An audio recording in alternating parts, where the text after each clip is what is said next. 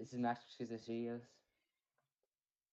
This is Randall from Schizo Studios. We've brought you a new video today. Let it roll.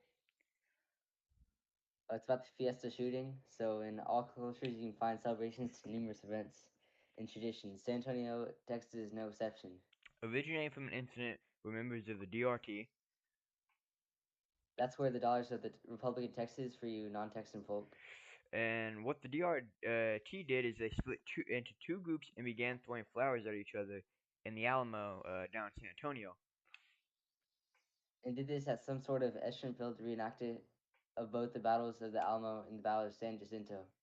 The tradition caught on, and to this day, there's a 10-day festival every year around this time of year of that to celebrate that. But what happened when this wholesome tradition gets turned on its head and becomes something horrible and violent? That is what we're going to be discussing today. An event that has been covered up and forgotten by almost everyone except for us, though. All right, an event described as the worst lone man shooting in San Antonio history with the Ira Atterbury case. Keep in Uh, mind there's no such information available about this case, so this is most that we have. Ivor Atterbury was born in 1915 at a small farm located in Polar Bluff, Missouri. According to his brothers, he was headstrong as a child, fighting with his father frequently and dropping out of high school. After serving in the Coast Guard during World War II, Atterbury became an independent truck driver. 15 years before the incident we're discussing today, he was involved in an accident that left two people dead. The crash disabled Atterbury even though he was not at fault for the accident. According to his brother, right around this time is when he began to get paranoid the police were persecuting him for the accident. Which they weren't. For an unrelated heart condition, he was receiving disability payments.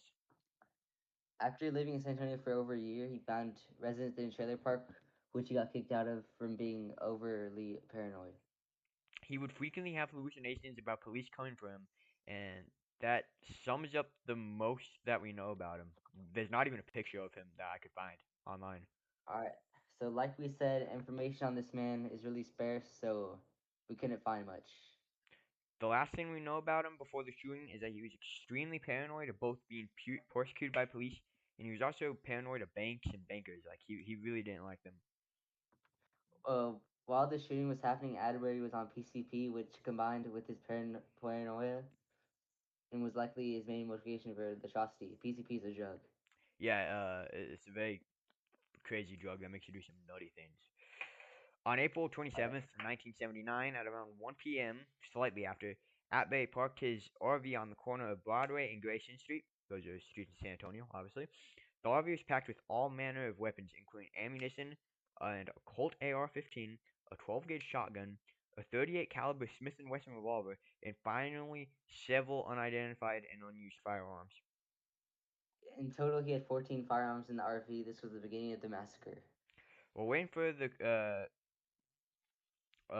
while waiting for the parade in his RV, Attenborough began firing upon the crowd. One witness said he was shooting at anything that moved, Ira allegedly yelled traitor over and over again as he rained hell on the incident. Eventually, the incident turned into a police standoff that lasted 90 minutes. which, by the way, is the same amount of time as the Bob Elementary shooting. Wait, the one in Uvalde? Yep. All right, yeah. Anyone who didn't have time to escape was pinned down by the sniper fire for nearly an hour while the police had to prepare a weapons and tactics team and had to get onto the site as fast as possible. Tom Mueller, a high school exchange student from West Germany, who was standing on the Paul Bunyan float as it prepared to move down the parade lineup, said, "At first, there was no panic. We all lay down," he said, "and we heard the bullets whistling over my head. It was just horrible. You couldn't imagine what that was like." Horrible. Once the team arrived, they surrounded the RV, gassed the RV with tear gas, then shot like hell into the vehicle. The police charged the RV and found him that he killed himself with his revolver after the AR jammed. Keep in mind this was over 40 years before Uvalde, and the police still reacted more competently. Now that that nightmare is over and the perpetrators killed, the final death count could be discovered. Keep in mind that this was a very obscure case, and the names of the victims are very, very hard to come by. We couldn't find the names of every victim, but our empathy still goes to them and their loved ones. Not including the killer, two died, which were Ida Long, 26-year-olds, and Amelia Castillo, 48, and the latter of which the mother was of 13. Was a mother of 13 children. Oh, my bad. Okay. Two of Castillo's daughters named Cecilia, who was only 8 when she saw her mother die, and Cordelia, who was 11 when she saw the death of her mother. Both Cecilia and Cordelia were injured by the gunfire, but kept their lives due to the corpse falling on them and shielding them. One of the victims was saved this way. 55 people were injured. At least 30 of them went by gunfire, and the rest were from just the turmoil of escaping from like stampedes and so on. On the 40th anniversary of the local San Antonio news station, KSAT, which is a news station in San Antonio, declared this the worst single mass shooting in San Antonio history. Alright, so that is basically all that's publicly known about the case. There's really not that much known about it. Now, the Wikipedia article for this case definitely needs to get updated, which I might do. Yeah, I I hope might we can update find a it. picture of him. What? The I hope we can find a picture.